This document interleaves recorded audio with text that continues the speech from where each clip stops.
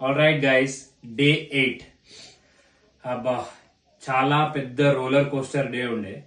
నిన్న వెయిట్ 82.65 ఉండే కదా. సో నిన్న ఫంక్షన్కి వెళ్ళాలని ఇంట్లో అర్జెంట్ గా చెప్పారు. సో ఫంక్షన్కి వెళ్ళాను. అక్కడ మటన్ బిర్యానీ చూశాను, ఫిష్ చూశాను, ప్రాన్స్ చూశాను, చికెన్ చూశాను. మటన్ చూడంగానే మీకు తెలుసు కదా, నేను అసలు ఆగలేకపోయా. సో ఎస్టర్డే డైట్ బ్రేక్ అయిపోయింది. మటన్ బిర్యానీ తిన్నా, చికెన్ అండ్ ప్రాన్స్ కూడా తిన్నా.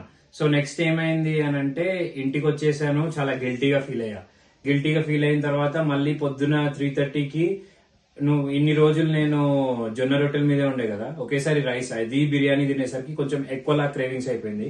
ఇంట్లో కొంచెం ఒక 200 grams ఆఫ్ బూందీ తినేసా పొద్దున 3:30కి.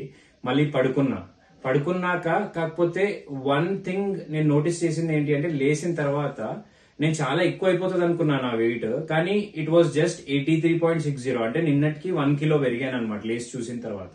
కానీ మైండ్ లో ఒక ఇంటెన్షన్ ఏమని వచ్చింది అంటే, లేదు నేను తిన్నది ఏ రోజుకి ఆ రోజు గ్రోత్ ప్యాటర్న్ లేకపోయినా అట్లీస్ట్ మాక్సిమం అన్న ట్రై చేయాలి అని.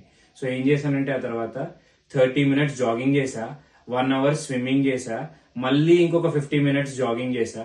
ఇవన్నీ ఇంత కష్టపడ్డాక అట్లీస్ట్ ఒక ఆప్టిమం లెవెల్ కి తీసుకొచ్చా. నిన్న 82.65 ఉండే కదా, 82.7 కి తీసుకొచ్చా. That means even after eating biryani and fish and chicken and prawns just 50 grams పెరిగాను అనమాట.